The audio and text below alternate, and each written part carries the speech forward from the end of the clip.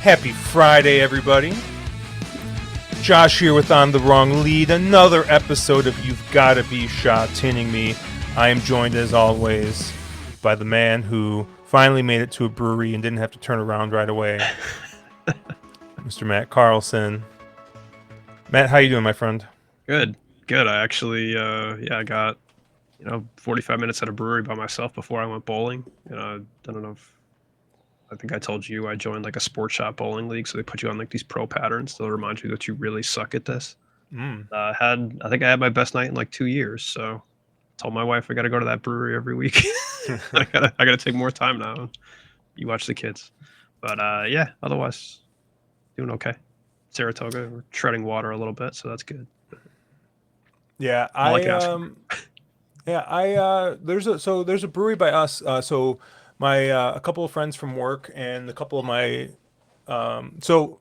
before my friends from work, I had a group of buddies, and we used to play. We used to have a game night, and so you can see behind. There's a bookshelf behind me. I'm right back here, and that is filled with board games, right? Euro style, stuff. Everything from stuff as simple as like Catan and Ticket to Ride to, I don't know what the Agricola maybe is, like the heaviest game I might have. I have a couple of, I have a handful of like semi to pretty heavy games. Spirit Island, some people think is really heavy. I just think it's a lot of fun. Um, but anyways, so COVID happened. We stopped getting together, and then I got a couple of coworkers who are big board game people, and I was like, well, I got a couple of friends that used to like to play, and so I kind of melded both groups, and now we have a pretty big group now, anywhere between 4 to 8 or 9 people show up. So we usually split up into two groups, and we're each playing a different game and stuff like that. But um, all that being said, one of the breweries by us has got these huge tables, and so every once in a while we'll go there and we'll just find a table and we'll just set up shop there for like 4 hours, just drink craft beer, and they actually make pretty decent pizza. So they make like a tavern style Chicago pizza, so like real thin crust, pretty good. So like we just order food, we get the games out, we hang out there for a bit. So we actually did that last weekend, but we got there and apparently, I looked to make sure there wasn't like an event or anything. Apparently there was a comedy show there, but it wasn't posted anywhere, not anywhere I could see. So when we got there, the poor waiter, we couldn't get inside, so they were patio seating, and it's about 15 minutes from my house. So like we're just like, and we'll just go back to my place and we'll play. We'll set up here, but so we had a couple beers there and had dinner, and this poor guy, man, he's like there's like the show is only like probably only seats like 50, 60 people, right? Like it's not like a big space. But he's like, everyone showed up at the same time wanting dinner. And he's like, and it's a brewery, right? Like they Yeah, can they're not pump used out to some serving. food, but they're like 50 people showing up at the same time is just not. He's like, the poor guy's like, I've had 3 people tell me that this is the worst service they've ever had. I'm like, dude, we're it's fine. We just want a couple beers. We're gonna get out of your way. And of course, like by the time we were getting ready to leave, everyone was at the show. Like was like literally in like this like event space they have there. So there's a bunch of tables opened up, but we were just like, whatever, we're getting out of here. Um, all that being said, it's been very very nerdy couple of weeks. So last week, um, and this week, I'm getting hit with a little bit of this. Nostalgia. It's delicate, but potent. Because Magic the Gathering has got a Final Fantasy I, set pre-release. I was gonna ask exactly about that when you were talking about it in a few weeks, and I was literally like, I wonder if you're investing money in. Slow and So behold, I'm not investing money. I mean, I'm going to go to the pre-release. I'm gonna try and get the commander decks. Not I don't care about all the collect. So I'll tell you what, man. Like, what a freaking money grab. Yeah. So what they've decided to do is now they sell packs that are they call them collector packs, and they're like way more expensive than regular packs, and it's just alternate art, right? And so they do this with like Magic the Gathering Arena, which is the online mode, Yep. and you can get like alternate art and stuff like that. And I'm like, oh, that's cool. Like, if like you're like really like invested in it, because like honestly, like right now, like if I wanted to with the Gathering Arena, I have so many like wild cards or whatever. Like I could just build most whatever deck I want at this point, right? And however expensive it is in game, like it's just a different economy, it's a different system, all this other stuff.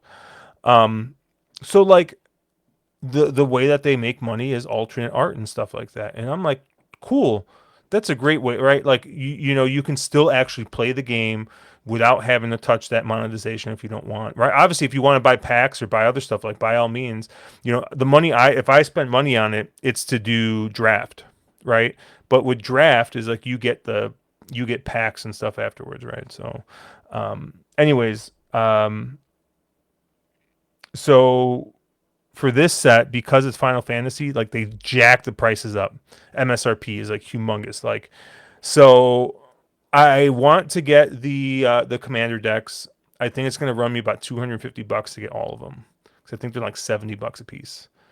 But that's probably the extent. This pre-release I'm doing, and that is probably the extent I'm spending on the set.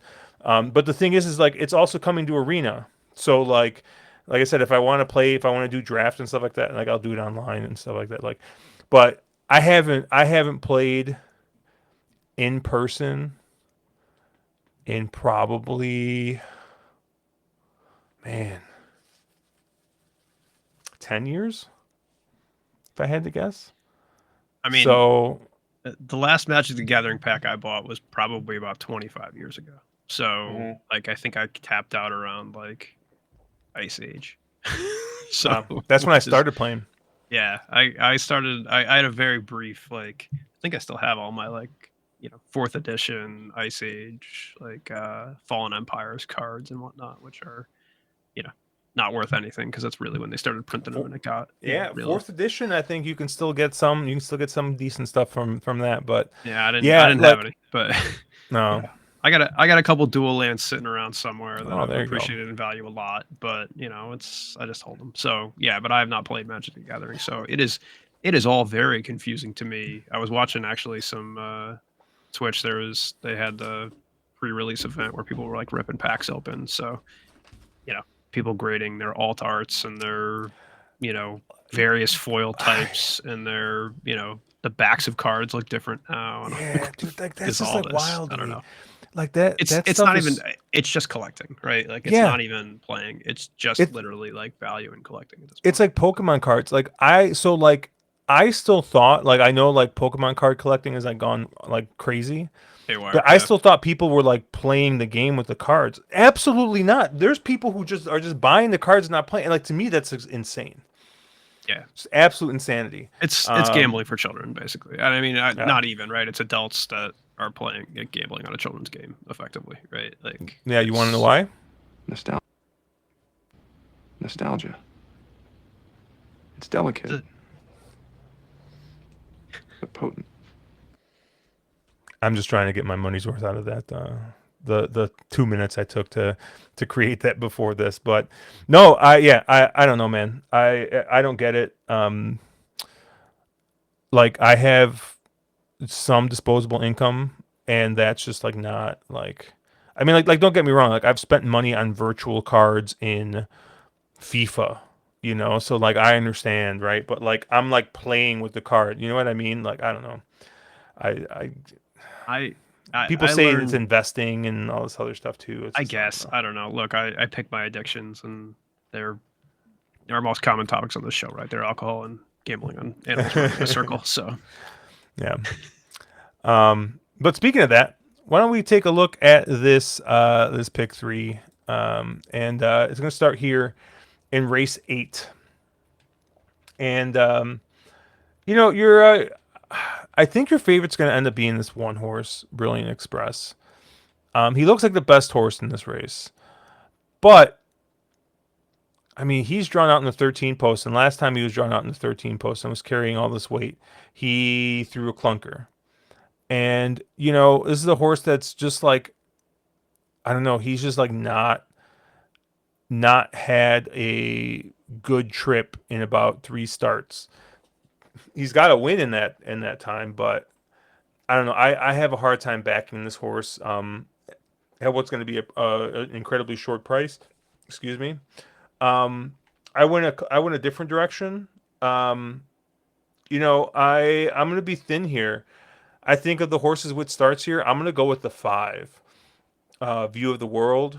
And this is a horse that has been running a Happy Valley last couple times. And I just don't think. I mean, he's got 2 wins at Happy Valley. Don't get me wrong, but I don't know. I just don't think that he's really really like the last couple times he's been there. Like he's just not run really well. And I don't know if it's the track. I don't know if it's the fact that they're running him at different configurations constantly. But he's coming back here to Sha Tin after a couple of starts. Where at this distance, he's got to win in 3 starts, and he's got a fourth, right? So he's had a couple solid runs going this 7 furlong trip, this 1,400 meters, or sorry, we'll say 1,400. We won't say 7 furlongs, all right, because I know 7 furlongs is not exactly 1,400 meters. All right, Keith, I understand, but yeah, this 1,400 meters, he just doesn't. I think he's getting back to something he likes to do. He's drawn decently here, and I just like I don't know. I think that he might have just like found a soft enough group here where he can maybe steal a win. So I like the 5, View of the World. And hey, when all the horses don't look all that great, right? And I'm looking for a horse that's on the rail. It's a horse that's first start here, coming off a win at in Australia earlier last year, so but earlier this season. And yeah, he's going to draw the rail. He's been trialing okay. I think he finished like third in his last trial. But I like the fact that he's getting the rail here. So, I'll take a shot here with the kind of the new shooter and the 8 Flying Knight. And that's all I'm going to use here. I'm going to use the 5 View of the World. I'm going to use the 8 Flying Knight. Where did you land, Matt? I mean, God bless you for being able to trim this race down to 2 horses Hmm. because I probably saw it similar, but I couldn't come to any conclusions on this thing, right? I mean, it's a tough race for a couple reasons, right? One, not only are these all bad horses, but there's no pace in here at all, right? None of these horses, I don't think, have ever even sniffed a lead, right? I can't even find a horse in here in the last like book of races that's gotten barely even the top half of the fields they're running. Like maybe 80 light years to 7 with Ben Thompson up.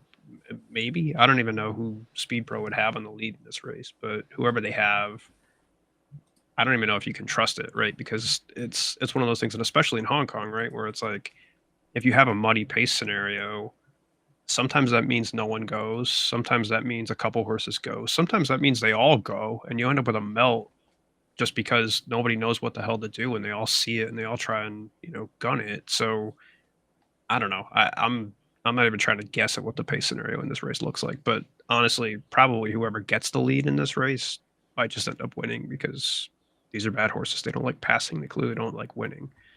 The second piece of that is I think all the horses I like are either a drawn poorly, like the one Brilliant Express, right? I think he is the best horse in this race, but it's drawn on the 13 post, and you're going to take a favorite in the 13 post. Like it's not really where you want to be.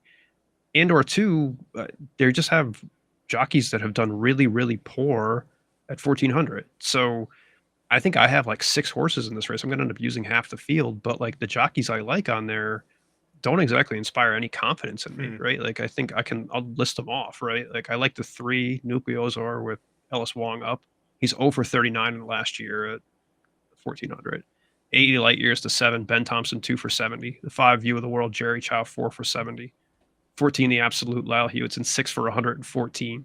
12 all-around winner Keith Young, 2 for 77. So they're combined, by my math, quick math, 14 for 370. So around 3%, right? Maybe one of them has to win, right? But I don't know. It's tough because I don't think any of them really do want to win. I think I'm just going to use them all, honestly. I'm going to be like 1, 3, 5, 7, 12, and 14. Just try and get through this damn thing because that, I don't know. I can't think of a race where I've had less of an opinion kind of this season. So I don't know. I don't know how I'm going to post on, tomorrow, like post my pick in this race. I'll just pick one out of a hat. Yeah. The speed map has got either the 3 or the 1 on the lead. There you go. I got those. There you go. It's like playing roulette. I don't know. Yeah. So yeah, I think I mean I could see it, but yeah, I Yeah. think it's gonna be tough Yeah. I just think, like I said, the 1's gonna have to work way too hard, I think, to get where he wants. The 3 might stretching on the stretch out, right? He might just be quicker early, but Yeah, in the bug all up. swung. I'm not sure. Yeah, you never know. I mean, look, if I had to pick one, probably I'll end up defaulting to the 14, right? When in doubt, go with the lightest weight. So, drawn well, lightweight. Lau Hewitson has 6 wins of the 14 combined that I listed for everyone with the 1. So, yeah, maybe that. All right, race 9, the On Yam handicap here, 1,000-meter race, Class 3 racing. Where did you land here?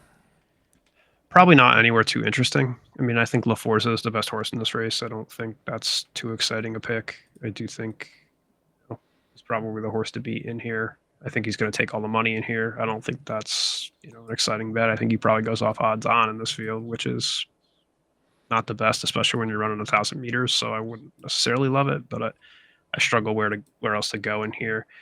I guess the only other horse that I do want to take a chance on is the 12 Star Performer, and I think again you see by Kryptonite a little bit here, which I don't think has been a great angle at all this year. But just a lightly raced horse, right? Who I think ran okay first up, running at Sha Tin 1,000 meters, right? Was kind of straighted in midfield and did run on a little bit in a race that was all right. So it was an okay enough debut. I think the trials have been promising. I do think of these, right, as the one that has an excuse or a potential to move forward. So if there's going to be an upset in here, hey, maybe the 12, right? But I think that's just where I'd go, right? I mean, coming out of last race, I don't want to go chalk in this. If I take La Forza here, if I'm going to key around a horse that I know is going to be a short price, kind of got to get creative somewhere. But yeah, I'll just be 212, I think, and hopefully that gets me through. Yeah, I think I agree with you. I think the 2 La Forza's best horse in this race. Coming up back-to-back wins, coming up in class, keeps Zach aboard. He's going to be short, but I'm going to use 2 Bs. The 3 Dream Winner, I think, has got some back races that fit in here. And yeah, I think that if he can run back to the race 2 back, I think he's in here with at least a bit of a shot. Looking at the speed pro figs, I'm pretty sure. Yeah, his race 2 back is about as fast as La Forza's race 2 back, or they have it similar, right? So, I think maybe you can take a little bit of a shot there with that, and then it wouldn't be a 1,000-meter race if I didn't have Brittany Wong on a ticket. So the 10 Magic Hollow, I'll be using this horse, drawn in the 11 post here, and hasn't necessarily shown a bunch of speed, and has not like had the greatest of starts. But last time this horse was drawn outside, it only finished second. Second at 99-1 to Dream Winner, which was the other horse I kind of like in here. So, Yeah, I mean, you're not getting 99 to 1, I don't think here, but I think you're going to get a bananas price. I mean, this horse was 30 to 1 last time and didn't run a step. So I wouldn't be surprised if you're getting north of 30 to 1 again here. So I'll take a shot with the 10 Magic Hollow. Let's move on to race 10, the Tin One handicap. 1,200 meters. And I went four deep in this race with two A's and two B's. I think the one module construction is probably the horse to beat. Coming off two straight wins, when kind of drawn outside, is drawn inside now. Um, but I will say, even though Lyle Hewitson has won two straight in this race, I taking a short price on Lyle Hewitson is not something I'm like very thrilled to do, right? But there's nothing wrong. There's nothing wrong with this horse. And like I said, Lyle Hudson's been able to win on this horse drawn out wide. So hopefully with a better draw, maybe he's even going to take a step forward from that. After gaining 5 pounds. So I like the one. And then the other horse I like is the 8, Little Paradise. But once again, you're getting Luke Ferraris, who I think is is a little bit better, right? You're looking at about a 10% jock here. And he's coming off two straight wins. And another horse that is improving in draw, right? Going from the 13 and 10 post to the 5 post here. So, and is dropping some weight, is coming up in class, but he was a pretty impressive winner last time out. Winning by 1 3/4. Drew clear pretty easy there in that race. So, yeah, I like the 8 Little Paradise, but I can't just use those two. I'm gonna use the 2 Lifeline Express. Um, we were talking a little bit before the recording, that maybe the Fig 3 back is probably a fake Fig, because of the way the track kind of got a bunch of rain like halfway through. So um, you know. Even if you kind of cross the line through that one, I mean, this is a horse that at least has some decent form, right? He's got a couple of seconds. He's got that fifth last time when he wasn't drawn as well, and now he's kind of drawing back pretty decently. So maybe that poor performance last time will take some heat off him, and you'll get a decent price here on the 2. And then the number 10 Aren is another one I like in here, because it wouldn't be a stream if we didn't talk about Andrea Edzeni, or it wouldn't be an episode of You've Got to Be Sha Tin without talking about him. But um, this is a horse that's not really done anything wrong, right? It is second, fourth, first, second. Uh, came up in class and was the favorite, and finished second by a shoulder. They're running him right back here. A month later, only gaining 3 pounds. Still drawn pretty decently, and yeah, I think Auburn's in here with a shot. So I'm gonna use him as a B. So I'll be 1 8 as A's. I'll be 2 10 as B's. Where did you land? Yeah, I guess I like both the 1 and the 8. I think they map well enough. I think they both definitely have chances to win. I do think they probably go off as your first and second choice in here. And I do think there's one horse in here that on my stuff map's actually better. I think this is one race where it'll be one of the couple races on the card where I actually have a pretty sizable play. And the horse to me that stood out was the 11, another Zonda.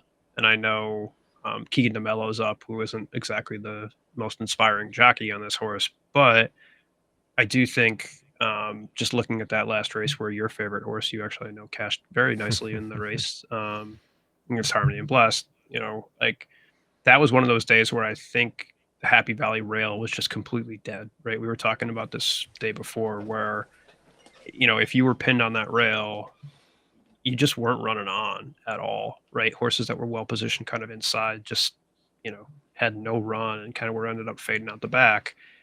And so, regardless, right? I mean, I'm always willing to toss a Happy Valley race because I think they are completely separate form here. But I do think the races before that, like the Figs, have looked pretty good. I think this horse is progressing, and because of that, kind of poor performance against the bias last time, comes back down in weight as well. Drops another pound, draws really well here.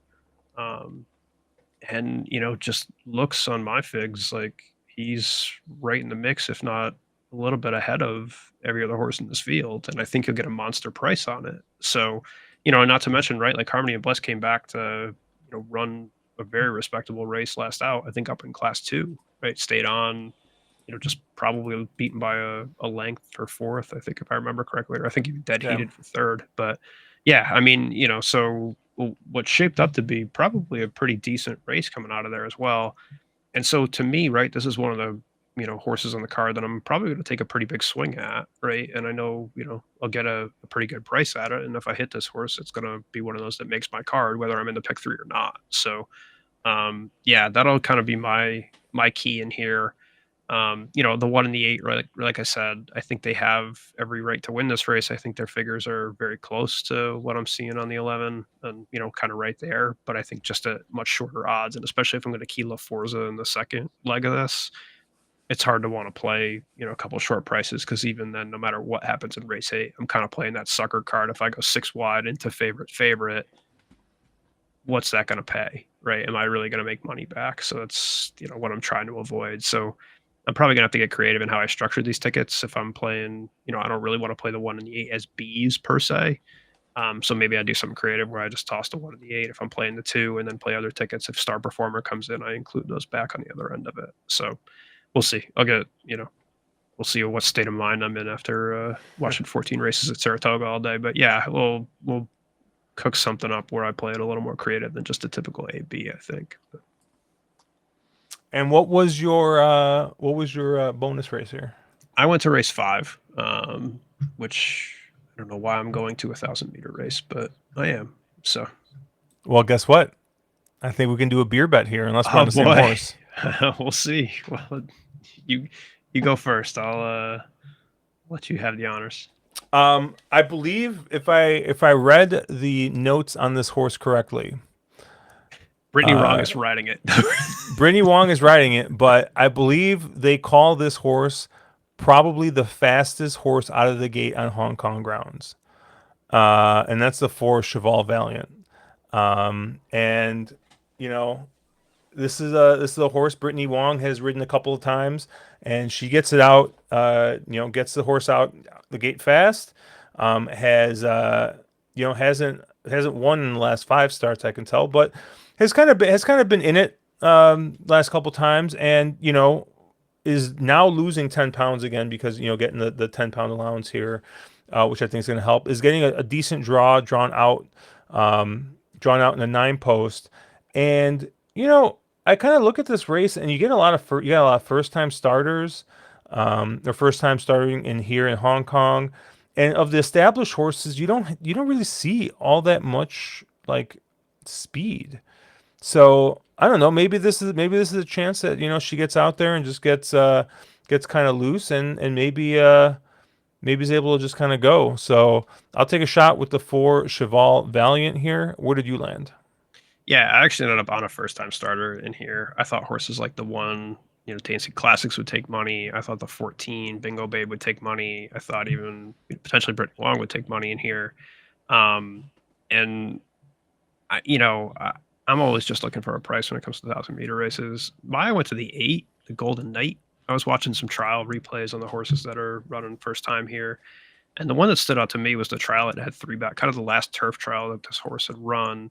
Kind of breaks not far back, but right, like, doesn't really hustle out of the gate. Kind of gets taken back on purpose, almost like it looked like it was a training exercise, right? Like they were doing this intentionally. Um, and just made the easiest progress past horses I've seen in a trial in a while. Now, look, I don't know who he's running against in that trial. I don't think it was, obviously for a firster. If you're starting in, down in class 4, you're not racing against anyone that's, setting the world on fire. But just rare to see horses in trials that are first up passing kind of effortlessly like that. And to me, it was one that stood out.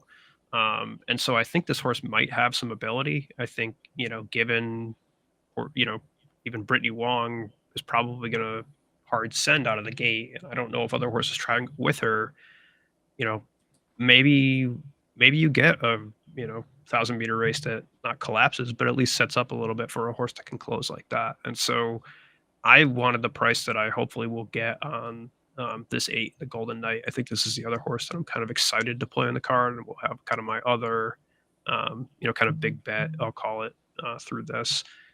I do like a horse actually in race 6 and the 7 as well. So maybe I play a double, just kind of cold 8-7 out of this race too. But I think sizable win bet wise, this is the other one that I was a little bit excited about to put some money through on this card. So and now I can get a beer out of it too potentially. So that's even better. There we go. Let me pull up the sheet. Let me add this. I still got to go back and look at the other ones. Yeah, we're official except for the fact that we have no idea what the count is at. So. Yeah, what is this? 6-6. This is race 5. I got the 4. You got the 8. Done. Perfect. Because right now you're officially, I think you're 5. You're 5, and I think I'm 4. But I got to go back and look at it. But I think you're at 5. But on the sheet, I only have our last beer bet, which is on 5-10. So here we go, 6-6. Gotcha. It's close. Anything else on this card? No, I mean, I think there's some other races in here that are kind of iffy. Like I said, I think the plays that I really was looking forward to, we talked about. So. Oh, Matt, actually, I don't know if I've told you this yet, but you're probably one of the few people I know that is going to appreciate this. So on Juneteenth, I have concert tickets to go see Brand New.